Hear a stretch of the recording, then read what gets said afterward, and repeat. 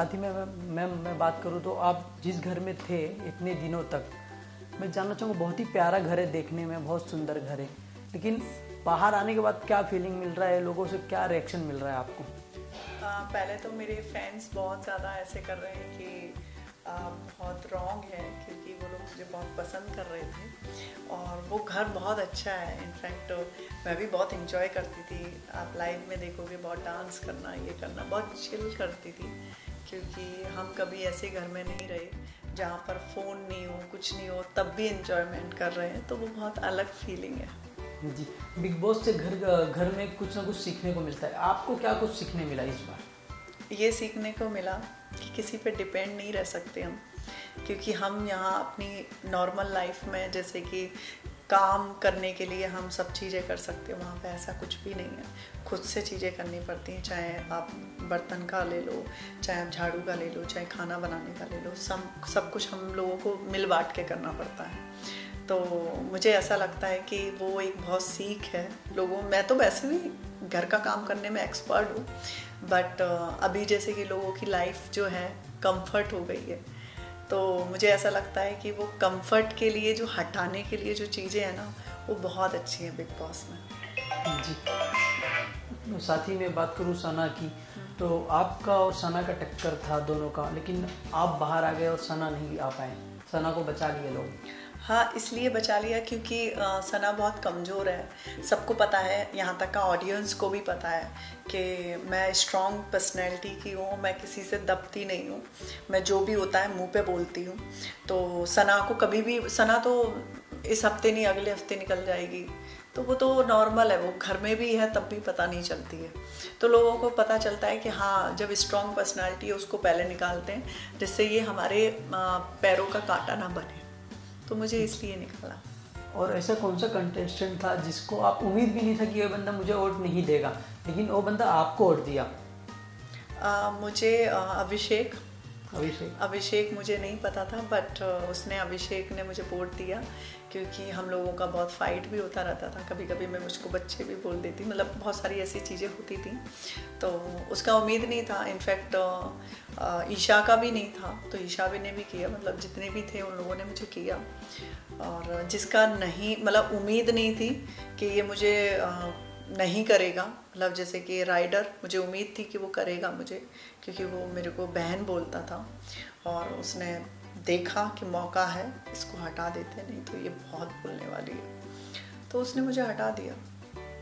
जी। साथ ही में मुनावर का और मनारा का बात करूं तो सबका कहना है कि लोगों का वो अंदर चल रहा है और दोनों का कुछ तो चल रहा है, क्या सचमुच कुछ चल रहा है क्या? मुझे ऐसा लगता है मुनावर का और मनारा से अच्छा है, पूछने से अच्छा है कि पहले हम वेट करें। जो हम वेट करेंगे तो जनता को खुद समझ में आएगा। हमें ऐसा लगा अंदर कि कुछ ना कुछ ऐसी चीज़ें हैं जिससे ये लोगों का कुछ चल रहा है, तो इसलिए मुझे ऐसा लगा, और यही मैं बोलूँगी, अभी वेट करें, क्योंकि बाजी पलटने में टाइम नहीं लगता है वहाँ पर। जी। मैं साथ ही बात करूँ आयशा, अभिषेक और समर्थ, इन दोनों का ऐसे लग रहा है सास बहू का झगड़ा चलता है ना, जो वैसा कुछ फीलिंग आ रहा है देख के, क्योंकि समर्थ का ऑलरेडी पहले से जाने का था, ठीक है, बिग बॉस में, और वो शायद ईशा को भी पता होगा, ठीक है। जब ईशा को ये पता था कि वो समर्थ आएगा, तो वो नाटक क्यों कर रही थी, ठीक है। और जब समर्थ को पता था कि मैं जा रहा हूँ, फिर टेलीविज़न पे एक लड़की को बोलने वाला वो कौन होता है कि झूठी है, तू मक्कार है, तू प्यार करता है तो ऐसे बोलने की ज़रूरत नहीं है। तो वो जो आप बोल रहे हो ना, सास बहू वाला चल रहा है बिग बॉस में, मुझे भी ऐसा लग रहा है कि एक आशिक, एक महबूबा, फिर एक और आशिक, तो वो थोड़ा पब्लिक को तो नहीं पसंद आएगा। ऐसा ही देखना है तो बिग बॉस क्यों देखेंगे, वो और टेलीविज़न पे बहुत सारे सीरियल चलते हैं, वो देख लेंगे। अभिषेक का इतने दिनों से बातचीत तो होता नहीं था, और अचानक से आयशा को देख के उनका दिल का प्यार जाग उठा। वो कह रहे कि तू मेरे से बात नहीं करेगी तो मेरे को बहुत फर्क पड़ेगा, ये पड़ेगा वो पड़ेगा। इसके पीछे का क्या रियलिटी है? उसके पीछे बोलूँगी थोड़ा रियलिटी तो है, क्योंकि एक टाइम पे एक बंदा एक जैसी बातें नहीं कर सकता।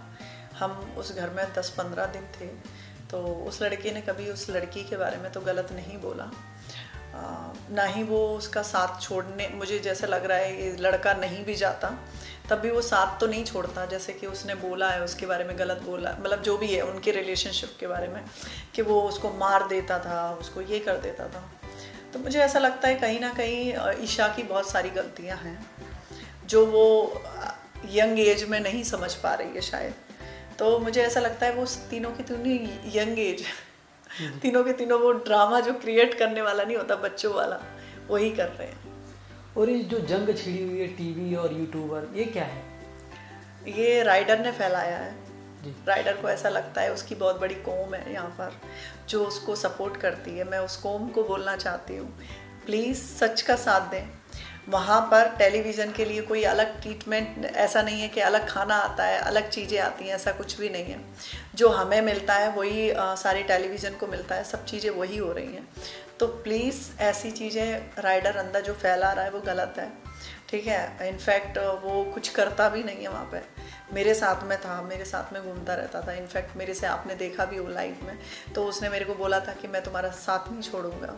और जब बारी आई बात की तो उसने क्या किया, सना के साइड चला गया और सना से उतना बातचीत भी नहीं था उससे। तो मुझे ऐसा लगता है कि ऐसे झूठे इंसानों का साथ मत दो।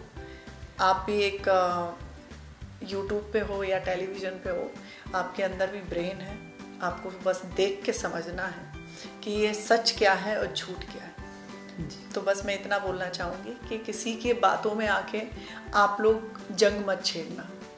जी, कोई ऐसी चीज़ है जो लोगों के सामने अब तक ना आया हो और आप खुलासा करना चाहें?